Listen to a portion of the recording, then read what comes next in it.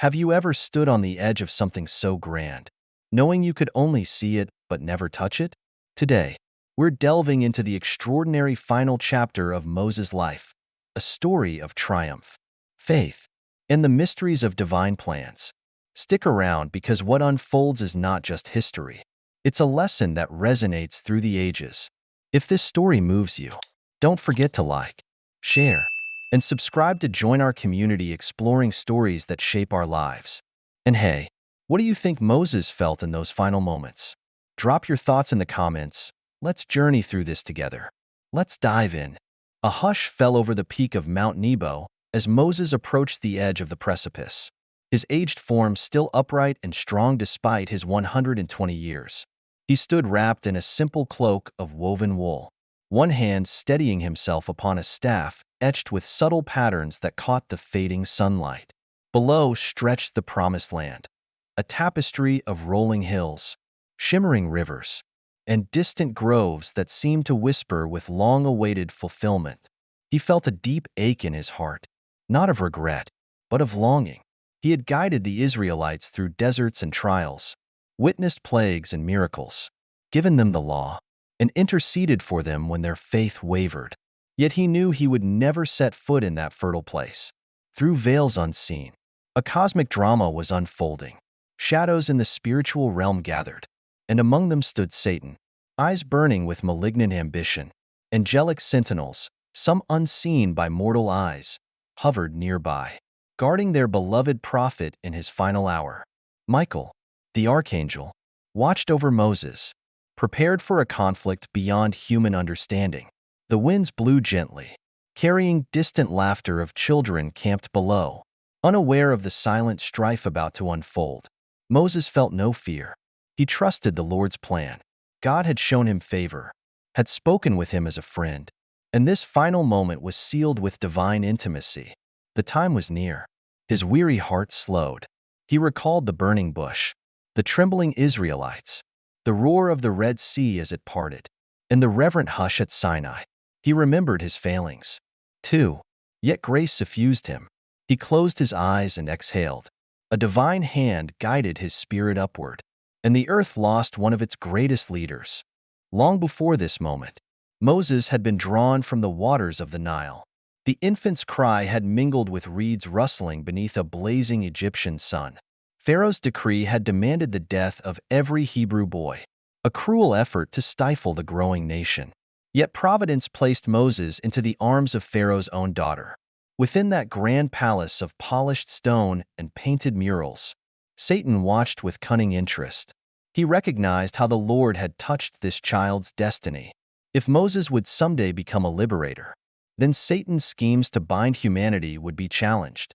The adversary hovered unseen in shadowed corners, planting doubt and pride wherever possible. There were many who observed, angels in bright garments of light, servants of God, watching the Pharaoh's court. They saw the child grow in wisdom and stature. Taught in Egypt's finest halls, he wore linen garments and learned hieroglyphs, mathematics, and statecraft. Yet something in his soul yearned for more than luxury. He saw the burdens of his people, their bent backs and weary cries echoing through the granite halls. It weighed upon him. The struggle between good and evil rarely reveals itself fully on the surface. Satan whispered in the ears of Egyptian taskmasters, inciting cruelty. He urged the Hebrews into despair, tempted them into hopelessness. He tried to seed arrogance in Moses' heart, to make him forget his heritage or become indifferent to suffering. But a quieter influence, faint and steady, tugged at Moses' soul, a gentle reminder of a calling beyond mortal splendor. The angels were vigilant, whispering truth, encouraging compassion. Through these early years, Moses' future path was being shaped. Unseen forces contended for his destiny, preparing him to stand before thrones and call forth freedom. Moses grew into manhood surrounded by splendor. He donned robes of fine linen, adorned with delicate patterns, and wore jewelry befitting Egyptian nobility. He dined on figs and pomegranates in courtyards perfumed by lotus blossoms. Musicians plucked lyres beneath torchlight. Court magicians displayed enchantments meant to astonish. Yet Moses's heart felt no true peace in these gilded halls. He observed the forced labor of his own people. He heard their laments drifting in from the work fields, the crack of whips, the harsh orders of overseers, the muffled sobs of the oppressed. Within him stirred a longing for justice and deliverance. In the hidden realms, Satan laughed softly. He coaxed the brutality in Pharaoh's heart, persuaded overseers to exceed cruelty, and tried to kindle anger within Moses. If he could inspire a rash act, he might derail God's plan. Meanwhile, angels watched with patient hope. They understood the delicate balance of human choice. Moses began sneaking out to witness the plight of the Hebrews more closely. He walked under starry skies, face concealed, to see their suffering firsthand. One day, he came upon an Egyptian beating a Hebrew slave. Rage, hot and righteous, ignited in him. He struck the oppressor down, burying the body in the sand. In that violent moment, Satan hissed in triumph. Moses fled into the wilderness soon after, fearing Pharaoh's wrath. But even in his escape, threads of divine purpose were not severed. Beyond the horizon, a humble life awaited him, tending flocks, learning humility. Angels followed him into the desert winds. Both Satan and Michael observed from afar, each understanding that these events were stepping stones toward a greater destiny. The wilderness would shape Moses, forging him into the instrument of liberation foretold by heaven. Fleeing across the hot sands, Moses shed his princely attire for the garb of a wanderer. His sandals wore thin, his hair tangled, and his royal pride slipped away with every thirsty step. The desert was brutal, scorching sun by day, chilling winds by night, and silent horizons. Yet, in this severity, he found a strange solace. He was free from the oppressive whispers of Egyptian grandeur. Satan, however, did not abandon his prey. He hovered unseen, seeking to twist Moses's desperation into despair. He sowed whispers, "You have failed your people. You are a murderer, an exile." But the angels did not leave Moses either. They guided him subtly, leading him toward Midian's pastures. There he encountered Jethro's family, shepherds and simple folk, whose kindness shone like an oasis of mercy. Moses's heart softened among the quiet hills and gentle streams. He married Zipporah, settled into a shepherd's life, and learned patience tending flocks. He listened to the bleating of sheep rather than cries of slaves. But he never forgot the Hebrews he left behind. The desert winds carried voices from afar, and he dreamt of their deliverance. Heaven observed this season of quiet growth. Michael and his brethren acknowledged that Moses must be tempered by hardship and humility. Great destinies often require solitude, where the soul can be refined. Satan, frustrated, sought new angles. He stirred unrest in Egypt, tightened the yoke on the Hebrews, hoping they would curse God for neglect. He wanted them to abandon the faint hope that once shone. Yet that hope was enshrined in Moses's heart, now purified in desert silence. Among the rocky hills, the stage was set for the next revelation. A bush alight with fire that would not consume. A divine voice waiting to speak. It was at the edge of the wilderness, near Mount Horeb, that Moses beheld the burning bush. A low shrub burst into flame without being consumed, its leaves crackling with supernatural light. Startled, he approached, staff tapping against stones, heart pounding. Then a voice spoke from the blaze, calling him by name. Moses trembled, slipping off his sandals, for he stood on holy ground. God declared his plan. Moses would return to Egypt to confront Pharaoh and deliver the Israelites. Fear and uncertainty gripped him.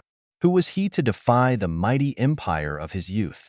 Yet God revealed his name, I Am, and promised divine signs. In distant shadows, Satan hissed. This moment threatened centuries of oppression. If Moses obeyed, the chains could be shattered.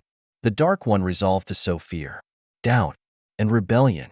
Angels hovered at the fringes of the light, bearing witness to destiny unfurling. Moses's hesitation was met by God's patience. Staff to serpent, hand to leprous flesh and back. These miracles confirmed his calling. Still reluctant, Moses lamented his slow speech. The Lord promised help, even sending Aaron as his mouthpiece. The reluctant shepherd yielded, emboldened not by himself, but by the presence of the Almighty. He would journey back to the land he fled, face Pharaoh, and speak words that would echo through ages. Michael, radiant and vigilant, smiled at this turning point. Satan recoiled, foreseeing trouble. The duel over Moses' destiny intensified. Human obedience would intersect with divine will. Soon, mighty acts would shake Egypt's foundations, as the Lord's hand displayed wonders unseen since the ancient times of creation. In that quiet, fiery encounter, a shepherd was appointed prophet, and a cosmic struggle drew closer to its fiercest battles. Moses embarked on his return to Egypt with a sense of trembling purpose. His staff, no longer just a shepherd's tool, felt weighty with divine power. Zipporah and their sons traveled with him until they parted ways for safety. Along dusty roads and quiet nights beneath starry skies, he pondered the words God had spoken. He approached the land of his youth not as a prince, but as a messenger of the Most High. Meanwhile, Satan worked in Pharaoh's court, stirring the king's pride. Pharaoh's heart, already hardened by power, grew increasingly obstinate. Wraith-like demons whispered arrogance into the monarch's dreams. The angels observed, prepared to counter each deceit. Moses met Aaron in the wilderness, a reunion orchestrated by God. They embraced, tears of recognition mixing with dust. Together, they entered Egypt's boundaries. They gathered the elders of the Israelites and performed signs, the staff that turned into a serpent and back again. Moses' hand, turning leprous then restored. Hope flickered in weary eyes. The name of the Lord, the God of their ancestors, had not been forgotten after all. Satan tried to stoke distrust. "These men bring false hope," he whispered. Some Israelites hesitated, bruised by centuries of suffering. Yet a seed of faith took root. Moses and Aaron stood before Pharaoh, a sovereign adorned in gold and headdress, flanked by guards and idols. They spoke simply, "Thus says the Lord, let my people go." Pharaoh's laugh was cold. He demanded more labor, more bricks without straw, punishing the Hebrews for daring to hope. Darkness thickened in that royal hall, but above it soared unseen wings of light. This was only the beginning. The Lord would answer Pharaoh's defiance with wonders. Liberation and confrontation would mark the days ahead. The first plague descended like a crimson omen. The Nile waters turned to blood, fish perished, and a stench enveloped the land. Pharaoh's magicians mimicked it, but they could not cleanse the river. The second plague brought frogs swarming over palaces and into the humblest huts. Then came gnats, swarms of flies, disease striking livestock, and boils upon human flesh. In every affliction, the Lord demonstrated sovereignty over Egypt's gods. Satan seethed, urging Pharaoh's stubborn heart, "Do not yield." The angels rallied in silent ranks, each plague a measured stroke against spiritual darkness. Moses and Aaron warned each time, saying, "Let my people go." But Pharaoh refused. Hail ravaged fields. Locusts devoured what remained, and darkness thickened over Egypt until it felt tangible. In unseen realms, demons howled in frustration as one by one their strongholds cracked. The Israelites watched with mingled fear and awe. Could their deliverance truly come at last? Moses persevered, though he grieved at each plague's toll. He saw what oppression had wrought. He knew the hardest blow was still to come, the death of Egypt's firstborn. Before that dreadful night, God instructed the Israelites to mark their doors with lamb's blood, to partake in a Passover meal. Beneath angelic watch, they obeyed. Satan tried to kindle panic and disbelief, but a strange calm spread among the Hebrews. At midnight, wails of grief erupted through Egypt. Pharaoh's resolve collapsed. He ordered the Hebrews to leave, laden with borrowed treasures and hurried bread. They marched out at dawn's first light. A pillar of cloud guided them, and angels guarded their flanks. Satan's fury flared, but he could not halt this exodus. Through suffering and wonders, God's promise advanced toward fulfillment. They stood at the edge of the Red Sea, waves shimmering under a burning sky. The Israelites, newly freed, trembled when they saw Pharaoh's chariots rolling like thunderclouds behind them. Panic spread. Had they escaped Egypt only to die upon this shore? Moses raised his arms, staff extended over the water, and the sea obeyed the Almighty's command. Walls of liquid rose impossibly high, carved by an unseen hand. A dry path emerged. The Israelites streamed forward, children clinging to mothers, elders gripping walking sticks, all wide-eyed at this grand miracle. Demons shrieked in confusion as their strategies crumbled. Angels soared overhead, their wings spread in protective arcs. Satan urged Pharaoh's army to pursue, whispering pride, "Their God's trickery will fail." Into the parted sea the chariots thundered. But once the Israelites reached the far shore, Moses lowered his staff. The mighty walls of water crashed down, drowning legions of soldiers. Freed from their pursuit, the Israelites erupted into joyous song. Miriam took a timbrel and danced, her voice echoing over the empty shoreline. The defeat of oppression was final. In the spiritual plane, Michael and his host exulted. This deliverance would be remembered for all time. But Satan had not given up. The enemy understood the weakness of human hearts. Now, in the wilderness, he would sow seeds of doubt and rebellion. He would tempt them to complain against God, yearn for Egypt's fleshpots, and forget the miracles they had witnessed. Moses knew the challenges ahead were great. Leading freed slaves into a promised future would require more than spectacle. It demanded faith and obedience. Yet at that moment, the taste of freedom was sweet, and the sound of crashing waves bore witness. The Lord's arm was mighty indeed. The wilderness stretched before them like an unrolled parchment of golden dust and distant hills. The Israelites moved in a great procession, sustained by manna, a mysterious bread from heaven, and water from barren rocks. At Sinai's base, Moses ascended into cloud and thunder to meet the Almighty. There, amid lightning and trembling earth, God delivered the law inscribed on stone tablets. The angels circled above, marveling at this covenant. They had witnessed countless unfoldings of divine will. But here, the Lord etched moral truth into the hearts of a people. Meanwhile, Satan prowled around camp, stirring restlessness. He prompted whispers. "Where is Moses? Has he abandoned you?" When the leader tarried on the mountaintop, fear took hold. Many begged Aaron to fashion a god they could see. The golden calf rose from molten metal, and the people danced before it, forgetting the majesty that parted the sea. Demons exulted at this fall into idolatry. Yet Moses returned, face shining with residual glory. He shattered the idol and confronted the sin. Though righteous anger flared, he prayed for their forgiveness. God's judgment was tempered by Moses' intercession. Satan's triumph was incomplete. In the spiritual realm, Michael guarded the tablets of law, aware that this covenant was a cornerstone pointing forward to redemption. The law would reveal sin and the need for ultimate deliverance. Moses emerged as a mediator, a figure of trust who understood God's holiness and human frailty. His leadership was forged anew. Though they wandered, though they erred, the Israelites were not forsaken. Pillars of cloud and fire guided them, a visible sign of God's presence. On Sinai's heights, heaven's counsel stirred. These events set the stage for a greater salvation yet to come. In the desert's relentless expanse, the Israelites tested both Moses' patience and their covenant with God. At every hardship, murmurs arose. "Where is water? Where is meat? Why did we leave Egypt?" Moses interceded tirelessly. He spread his hands heavenward while angels marveled at such persistence. Satan found fertile ground among the weary.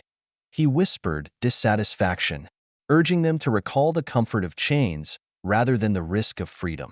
Yet manna continued to fall each morning.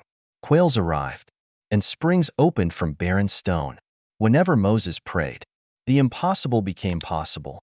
After the golden calf incident, Moses' face shone with a lingering glory that frightened many. He veiled it when addressing the people, lifting that veil only before the Lord. This radiance was a mystery, a token of God's intimacy. Yet it could not alone prevent further rebellion. Time passed in circling patterns. The people, shaped by hardship, learned slowly to trust. Moses, too, learned deeper humility. He realized that no power of his own could move these multitudes' hearts. Only God's grace and patience could transform them. In hidden spaces, Michael's vigilant gaze never wavered. The angels guarded the nation, for this people carried a promise that would bless all nations. Satan's frustrations grew as the Israelites survived trial after trial. He lashed out by kindling disputes, inciting disobedience, provoking grumbling. The wilderness journey was a refining fire. Within its crucible, a generation rose that knew God's presence and Moses' leadership.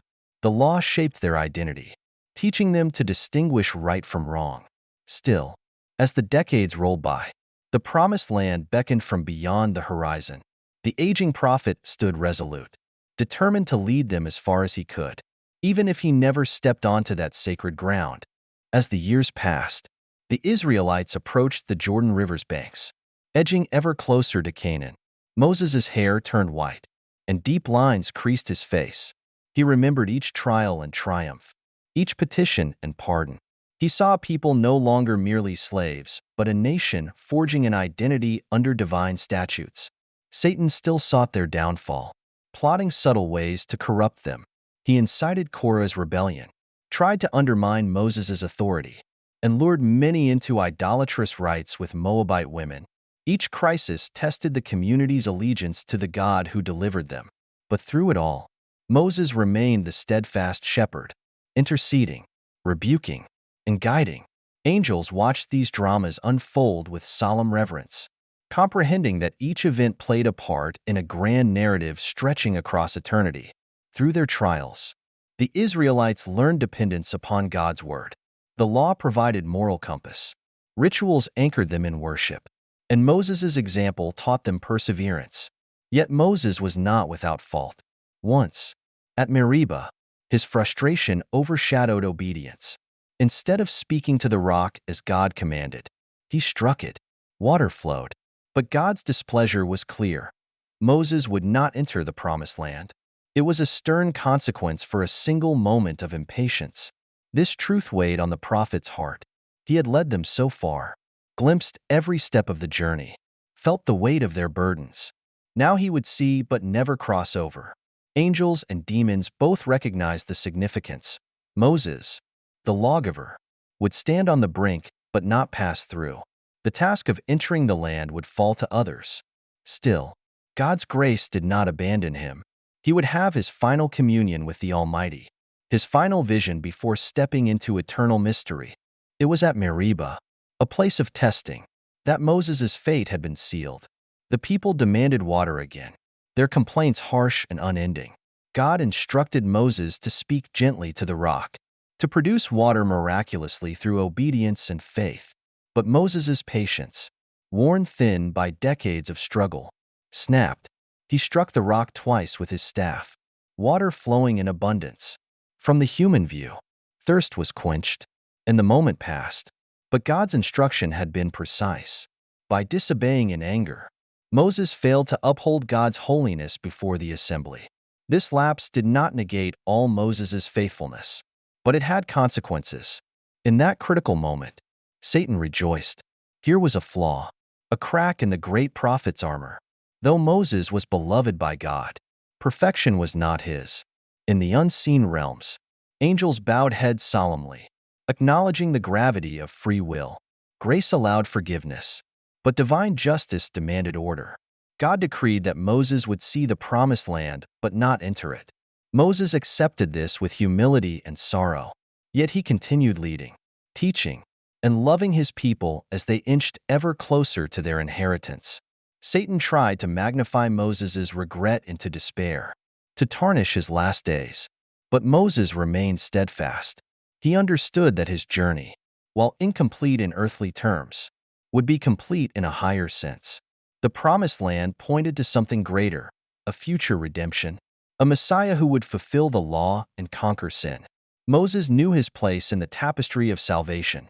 As he approached his final days, he found peace. Although barred from stepping foot in Canaan, he had guided a generation to its threshold. Angels looked on with admiration. A servant's heart, tempered by trial, still shone bright. Here's something to ponder. When Moses gazed across the promised land, Do you think he saw it with just his eyes? Or was there something more divine at play? Let me know your theories in the comments below. It's these moments of wonder that make stories like his timeless. Beyond Meribah, the Israelites marched on. They defeated enemies who rose against them, overcame fears that once paralyzed them. Moses guided them through final instructions, laws for justice, compassion, and worship. He reminded them of their covenant, urging them to remember the God who carried them from slavery to the brink of promise. In these final lessons, Moses' voice was a blend of teacher and father.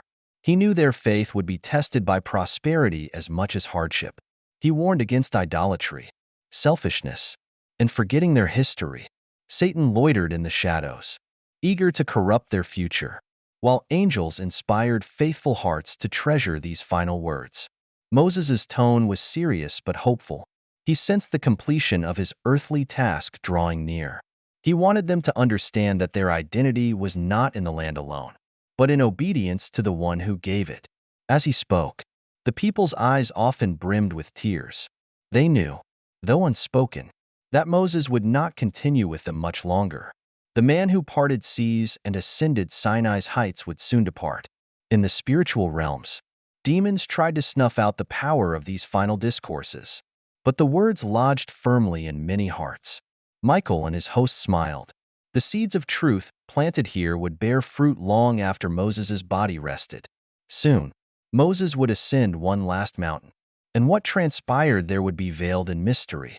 For now, he stood as a pillar of faithfulness, bending under the weight of time but unbroken, with his final teachings echoing across dusty plains. The stage was set for a departure unlike any other, and a dispute over a body that would baffle mortals for millennia. The day of farewell approached. Moses looked upon the people he had led for decades. He blessed each tribe with words inspired by divine wisdom. He praised their strengths and warned them of pitfalls ahead. He reminded them of the God who dwelled in their midst. This was not mere sentiment. It was a final sealing of identity. Behind the thin veil separating mortal and celestial realms, angels hovered in silent attendance. Impressed by this mortal's faithfulness, Satan brooded sullenly, contemplating his next move. With Moses' life nearing its end, the Dark One considered how to twist the aftermath. He recognized that Moses' body, revered as it might be, could become a snare if misused. Perhaps the Israelites, prone to idolatry, would worship the prophet's remains, diverting glory from God. If Satan could access that corpse, he might desecrate it, undermine the legacy of holiness. Meanwhile, Michael and his legion prepared. They knew the cunning of the adversary. Moses was more than a leader. He was a signpost to a greater revelation. To mar that signpost could have lasting spiritual repercussions. Moses himself sensed the end. He did not fear death. He trusted the one who guided him all his days. He understood that Israel's journey would continue without him. Joshua would lead them across the Jordan. The law he delivered would guide their moral compass. As the twilight deepened, Moses set his heart on the summit of Mount Nebo. He had one final vision to receive, one last embrace of divine mystery before passing from earthly cares. The angels looked on with tenderness. Knowing his faith had earned him an honored place in eternity, Satan sharpened his resolve, vowing to seize any opportunity to taint this momentous transition. Moses climbed Mount Nebo alone, each step heavier than the last. He paused often, leaning on his staff, breathing the crisp air. Near the summit, a hush enveloped him. He gazed across the Jordan Valley. He saw the green hills of Canaan, the fields that would flow with milk and honey, the forests and vineyards that would nourish generations to come. His heart stirred with gratitude. Though he would not enter, he rejoiced that his people would. He knew their journey was not ending, but transforming. On another plane of existence, the angelic host clustered closer, observing this private communion between prophet and creator. Satan lurked on the periphery, impatiently awaiting Moses' final breath. His plan was simple. If he could claim the body, he might defile it. Perhaps he could incite future generations to venerate the remains, craft shrines, and bow before mortal bones. This would weaken their devotion to the invisible God. Moses knelt upon the rocky ground, He uttered silent prayers, thanking God for his faithfulness, repenting of his failings, and affirming trust in the promises yet unfolding. He sensed the divine presence enveloping him, a still, small voice that assured him his labor was not in vain. In that serenity, his spirit slipped from mortal flesh. God took Moses gently, as a father lifts a beloved child. His body lay still, a husk that once housed fiery zeal, compassion, and wisdom. The moment had come. Angels awaited orders. In the valley below, Israel knew only that their leader had departed. Their weeping would come later. For now, silence reigned atop Nebo, a silence charged with cosmic tension as Satan approached, hoping to assert dominion over that mortal shell. The greatest human chapter had closed, but a spiritual struggle was about to unfold. High atop Nebo, the world held its breath. Moses's lifeless form rested on the stony ground, features peaceful, as if asleep. Satan advanced, a swirl of malice and cunning. He reached out in the invisible realm, seeking to lay claim to what he considered mere dust. But this was no ordinary dust. On a plane beyond mortal senses, the Archangel Michael descended like a bolt of light. His wings glimmered with holy fire, and his voice carried authority that shook the unseen corridors of creation. Satan paused, hissing in resentment.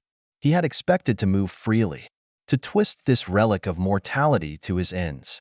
But heaven had sent its champion. Michael spoke not with curses or wrath. He pronounced a simple rebuke, affirming the Lord's authority. The phrase echoed, "The Lord rebuke you."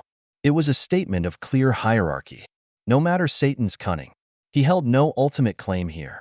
God's sovereignty extended over even the lifeless body of his servant. The devil snarled, resisting. He argued that Moses was a sinner who struck the rock, who murdered an Egyptian. Should such a man deserve a protected burial?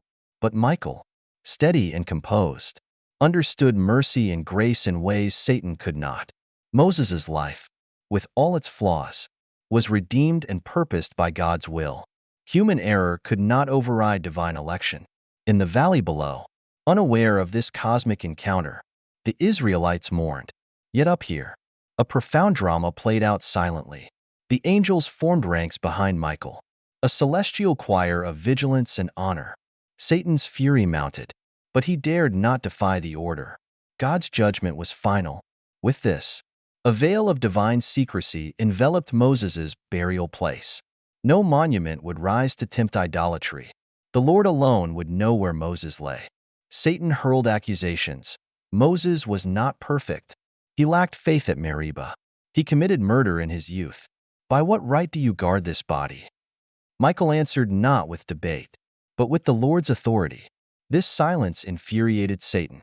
He thrived on contention, on twisted logic, but he was met with firm truth and no foothold for argument. The devil tried another tactic. He taunted that the Israelites might turn Moses into an idol if allowed to know his grave. Humanity's weakness for relics, he claimed, would lead them astray. Yet Michael and the heavenly host knew the divine plan: to keep the burial hidden, ensure no shrine would stand to divert worship from God. In the background, angels formed a protective circle, their countenances calm yet vigilant. Satan hovered, clawing at the spiritual fabric, but he found no purchase. A quiet power radiated from Michael, a reflection of the one he served. If Moses's death was a lesson, it taught that no man, not even the greatest prophet, is above God's holiness. Yet it also underscored mercy, for God chose to bury Moses himself, a tender act reserved for a friend. The dispute wore on. Eventually, Satan understood he could not prevail. The rules of engagement in the heavenly courts were clear, and he had been outmatched. Frustrated, he withdrew, slithering back into the shadows that welcomed him. The angels did not celebrate with shouting. They maintained a reverent composure. Acknowledging that God's will had been done, they gently prepared Moses's body for its secret burial. Earth embraced him gently, as if grateful for the life he lived. Overhead, the sky cleared, and a gentle hush fell. No human eyes would witness this burial, a testament to divine mystery that would echo through ages. With Satan driven back, Michael and his legion completed their charge. They laid Moses to rest in a secret valley. Only the whispering wind and watchful angels bore witness. There would be no cairn, no marked tomb. God's own hand chose this anonymity. Moses's legacy would live not in physical relics, but in the living memory of a people shaped by his guidance, and in sacred texts that would endure.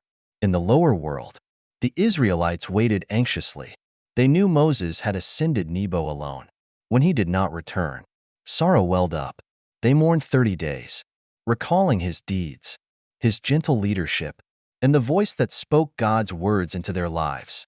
Satan, though thwarted, did not give up on his mission to corrupt their faith. He turned his attention toward the future, planning to tempt them in the land they would soon inherit, to sow confusion and rebellion. Yet a seed of faith had been planted, and Joshua was ready to lead them forward. This hidden burial was more than a mere historical footnote. It symbolized a profound truth. Humanity must look beyond tangible relics to the living God. Moses's greatness lay not in his bones, but in his faithful service. Michael and the angels departed Nebo's heights. A hush settled there forever. The wind carried echoes of old prayers and promises. From this scene, the cosmic narrative moved forward. The law Moses delivered would one day be fulfilled in a Messiah, and the struggle between darkness and light would unfold on a grander scale. For now, the chapter closed peacefully. Moses rested under divine care.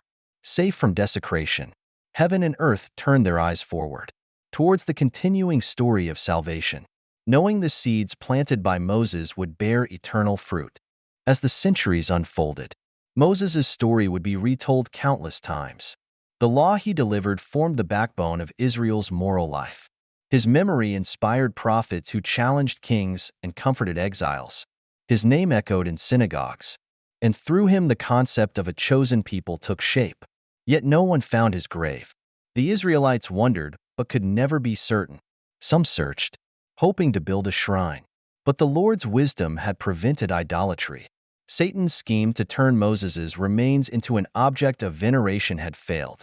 In the spiritual realms, angels continued their everlasting watch. They observed how generation after generation gleaned lessons from Moses's life. They saw how God's promise advanced, culminating one distant day when a child would be born in Bethlehem, a son who would fulfill all the law and prophets. This fulfillment brought a new dimension to Moses's legacy, linking it to salvation itself. Satan, thwarted at Nebo, found other ways to tempt and deceive. He never ceased his war on the human heart. Still, he carried a lingering bitterness over that lost opportunity. Moses's body had slipped from his grasp. The memory of Michael's calm rebuke haunted him. The story of Moses's burial remained a testament that even death was under divine jurisdiction. Humanity would one day learn that death itself could be undone. Indeed, Moses would appear again alongside Elijah at a Mount of Transfiguration centuries later, testifying to Christ's glory and the life that defies the grave. Through all these unfolding chapters, Moses's humble burial echoed a profound truth. Faithful service matters more than monuments. God's ways surpass human expectations. Angels recognized it, demons resented it, and humanity slowly grasped it. In that mystery, Moses's story remained a cornerstone of faith. In the halls of heavenly wisdom, angels and archangels reviewed the tapestry of human history. Moses's chapter was firmly woven in, a shining thread that led to greater patterns. Michael remembered that confrontation with Satan, how a single phrase, "The Lord rebuke you," had clarified true authority. It underscored that victory in spiritual battles springs not from the force of one's own might, but from submission to God's sovereignty. Satan brooded in dark corners, reflecting on that lost opportunity. If he had secured Moses's body, perhaps he could have stirred idolatrous cults, distorting Israel's faith. Yet all that remained was memory and words inscribed on hearts, intangible and thus harder to corrupt. The law's moral demands, the hope of a promised Messiah, and the enduring influence of Moses's teachings would continue guiding Israel. In human affairs, as the centuries passed, kingdoms rose and fell, prophets cried out for justice, priests tended the sanctuary, people struggled with faith and doubt. But Moses's influence remained like a compass, even in exile. The captive Israelites carried his teachings with them, even in struggles. They recalled that God delivered them before. Through a chosen servant, angels watched as the seeds planted by Moses grew. When, in the fullness of time, the Messiah appeared, his life and teaching would reveal that Moses had merely foreshadowed a greater liberation. Satan redoubled his efforts against the promised Redeemer. But that's another story. Moses' burial, hidden and uncontested, remained a quiet sign of God's hidden work. Sometimes God protected humanity from its own weaknesses. Sometimes he allowed mysteries to remain unsolved to focus hearts on him rather than relics. Through it all, the legacy of Moses endured not in bones or shrines, but in truth and hope living through generations. Within Israel's collective memory, Moses occupied a unique place: prophet, lawgiver, and mediator. Generations passed, and his story, retold at Passover and in the reading of the law, shaped cultural identity. Children learned how he confronted Pharaoh, received commandments at Sinai, and shepherded a wayward nation through the wilderness. Yet they never visited his grave. Without a physical monument, they pondered the meaning of a prophet's life vanishing into mystery. Satan continued lurking, periodically attempting to twist Moses' legacy. He sought to turn the law into a weapon of legalism rather than a guide to love God and neighbor. He whispered to teachers of the law, tempting them to burden the people with endless rules. But the angels countered by inspiring faithful teachers who understood Moses' intent to point people toward a righteous heart. The absence of Moses' tomb served as a subtle reminder: faith is not anchored in relics. It is anchored in God's living presence. By preventing the Israelites from transforming Moses' body into an idol, God safeguarded their devotion. They had to rely on the law, on memory, on the spiritual truths Moses conveyed, rather than any earthly artifact. Over time, sages and wise men reflected on this fact. They wrote commentaries, debated meanings, and concluded that Moses' unique end was part of God's design. It taught humility and dependence on the Almighty. In these discussions, angels took quiet joy. This was wisdom blossoming. Satan fumed as understanding replaced superstition. Freed from idolatrous distractions, Israel could better comprehend the invisible God. Through the ages, Moses' unseen burial remained a quiet enigma, an invitation to trust what cannot be seen. And in that trust, hearts drew nearer to the one who transcends time and death. In distant centuries, a wondrous event occurred: the transfiguration of Jesus on a mountaintop. Peter, James, and John beheld their master's face shining like the sun. Beside him stood Elijah and Moses, conversing with the Lord. This vision offered a revelation. Moses' death was not an end but a gateway into divine communion. For all the mystery surrounding his burial, here he appeared, alive in glory. Satan watched this spectacle with dread. The very man he tried to dishonor after death now stood witness to Christ's divine sonship. Moses embodied the law, Elijah the prophets, and together they honored the one who fulfilled both. Michael observed with satisfaction that God's plan surpassed every scheme of darkness. This moment confirmed that Moses' body, though hidden, was never truly lost to God. Resurrection and eternal life were core truths Satan could not destroy. This event also illuminated the purpose behind Moses' secret grave. Humanity must fix its eyes on God's unfolding redemption rather than cling to mortal remains. The ancient dispute over Moses' corpse was rendered moot by a greater truth: in Christ, death is overcome. Moses' presence at the Transfiguration revealed that the righteous do not vanish into oblivion. They live in the presence of God, transcending earthly boundaries. With this understanding, the earlier drama at Nebo gained new meaning. That quiet burial was not merely a defensive measure against idolatry. It foreshadowed that even a revered prophet's body need not become a shrine. For God bestows immortality and glory in his own way and time. Satan slunk back into the shadows, cursing how events always circled back to divine victory. Meanwhile, angels praised the wisdom that orchestrates past, present, and future. Moses' story, once veiled in mystery, now shone with eternal significance. Over time, Learned teachers and storytellers discerned a pattern. Moses' life showcased human frailty woven with divine grace. Born under threat of death, raised in royalty yet drawn to suffering people, Moses' journey taught compassion. Called at a burning bush, he overcame fear and inadequacy to become God's instrument. He interceded for a rebellious nation, bore the weight of the law, and guided them through deserts. Yet he erred at Meribah, proving that even great leaders stumble. His death was tenderly managed by God. His hidden burial and the celestial dispute highlighted an eternal truth, that God's plans are shielded from corruption. The angels and demons who once contended over his body now served as reminders that the physical shell is not the essence of one's legacy. Faith transcends matter. As these insights crystallized, believers understood that God's involvement in human affairs is both intimate and mysterious. They learned to recognize God's hand even when they could not see all the reasons behind his actions. By concealing Moses' tomb, the Lord preserved purity of worship. By thwarting Satan's claims, he reaffirmed righteousness. By granting Moses a place at the Transfiguration, he revealed that those who serve faithfully share in his eternal glory. Satan raged, frustrated that every attempt to derail God's narrative ended up underscoring divine wisdom.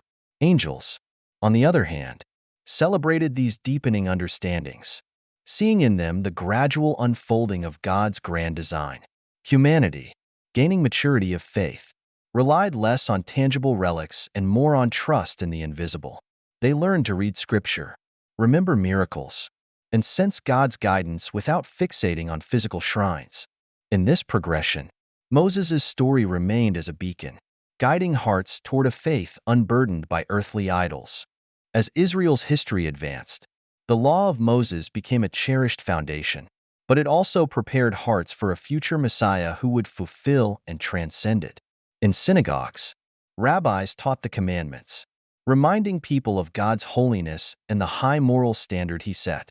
The annual reading of the Torah portion, including Moses' final speeches, brought tears and renewed commitment.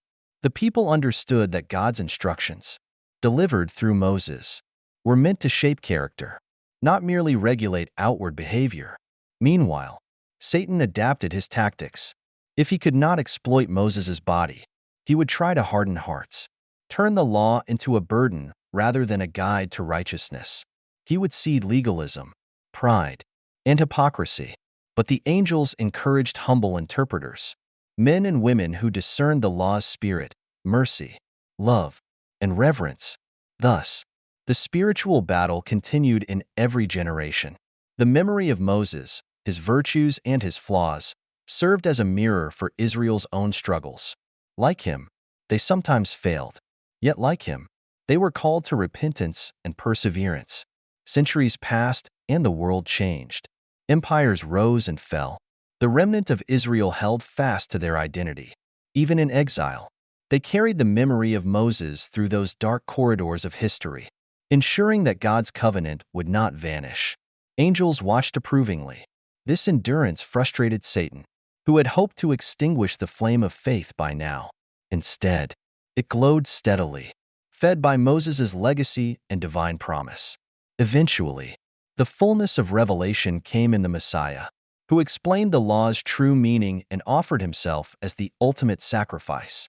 In that light, Moses' role became even clearer: a forerunner, a guide, a faithful servant pointing forward. Satan slithered in disappointment. Angels sang softly, and God's plan marched on. Moses' burial remained one of those divine secrets that provoke wonder. Historians and mystics sometimes theorized about its location, but the Bible stands silent. No one knows his burial place to this day. In that silence is wisdom. The focus shifts from the body to the spirit, from the mortal shell to the immortal impact of a life dedicated to God. Angels understand that human fascination with relics can easily tip into worship of objects. By removing that temptation, the Lord ensured that Moses' greatness would never overshadow God's. The people would honor Moses not by venerating his bones, but by following his teachings and looking forward to the greater prophet he foretold. Satan found no foothold in the absence of a tomb. He grumbled, seeing how the lack of a physical site thwarted the cultic tendencies he wished to inflame. He had to find other strategies to mislead. The angels, serene in their obedience, watched humanity progress. Sometimes faith wavered. Sometimes idols took form. But ultimately, God guided the story toward grace. Moses' legacy influenced everything: the formation of Israel's identity, the world's understanding of moral law, and the universal narrative of redemption. Over time, believers learned that the secret burial testified to a truth: God values faith over form, relationship over ritual, devotion over tangible shrines. Moses' spirit, his relationship with God, and the truths he conveyed could not be confined to a gravesite. Through this understanding, faith matured. Individuals approached God directly, understanding he is not locked in monuments, but present in their hearts. Moses' journey, birth to death, slavery to freedom, law-giving to promised land glimpsed, became a beacon, and at the quiet tomb known only to God, angels still remembered that great prophet who walked humbly with the Lord. Ages hence, when scholars reflect on Moses and the cosmic struggle for his body, they find lessons in humility and spiritual perspective. They see that human knowledge is limited, that not every holy secret is revealed. This mystery teaches them to trust God's decisions. There is wisdom in what God withholds. The angels, timeless spectators and participants, continue their ministries. They guard, guide, and sometimes intervene at God's command. Michael recalls that confrontation with Satan and understands it as part of a grander scheme. He did not argue with the devil's accusations, but invoked the Lord's name. The real power lay in divine truth, not in clever rhetoric. Satan, however, remembers that moment with bitterness. It reinforced that his rebellious tactics ultimately cannot overcome God's decrees. He can tempt, confuse, and destroy, but he cannot claim authority over what God secures. This realization both enrages and humbles him, though he will never yield his malice. Meanwhile, the faithful draw encouragement. If God protected Moses' legacy, will he not also safeguard those who trust him? If he can preserve the meaning of a single life from corruption, how much more can he shield countless souls who rely on his grace? Thus, the quiet burial of Moses becomes more than a historical footnote. It becomes a symbol of divine care and sovereignty. It shows that God's plans are intricate, his timing perfect, and his guardianship sure. Each generation faces its own spiritual battles. People encounter trials that seem insurmountable, yet they can remember Moses and find hope. If God guided a nation through deserts, if he contended with evil forces to protect a prophet's honor, surely he will guide his children through their own wildernesses. In this reflection, the story lives on, bearing fruit of faith. Eventually, new generations arise who know Moses only through sacred texts and traditions. They read of his leadership, his failings, his intimate conversations with God. They consider how he was caught between divine holiness and human weakness. They realize that Moses' greatness lies not in superhuman perfection, but in faithful service despite limitations. The dispute over his body, recorded in Jude's brief epistle, intrigues them. It shows how spiritual warfare touches even the afterlife of a saint. It confirms that no realm is beyond the interest of angelic and demonic powers. Yet it also comforts. If God's faithful are fought over so fiercely, they must be precious. Angels remain present, watching humanity learn. Satan prowls, but cannot claim victory over what God protects. The faithful understand that faith is relational. God's interactions with Moses, speaking as friends, writing laws on stone, guiding every step, reveal a God who engages personally with his people. In light of this, the concealed grave represents a gentle divine boundary. Humanity need not know everything. God's wisdom surpasses human curiosity. The faithful accept this, embracing mystery as part of trust. The legacy continues evolving. Writers and teachers draw parallels between Moses' hidden tomb and the believer's hope in resurrection. If Moses, though dead, appeared with Jesus, then death is not final. The cosmic dispute over his corpse hints at a deeper truth. Life persists beyond mortal sight.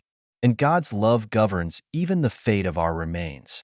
Thus, Moses' story weaves into the grand narrative of redemption. He heralded a greater Redeemer. In that Redeemer's resurrection, the meaning of Moses' veiled burial becomes fully clear. God is not a God of the dead, but of the living, and in that truth, Satan's defeat is sealed. With every retelling of the Exodus story, every reading of the law, every mention of Moses in prayer and sermon, his influence endures. And each time believers recall how Satan tried to claim Moses' body, they marvel at God's protective power. This leads them to a broader understanding. Just as God cared for Moses in life and death, he watches over all who serve him. In a larger cosmic sense, Moses' journey parallels the spiritual pilgrimage of all faithful souls.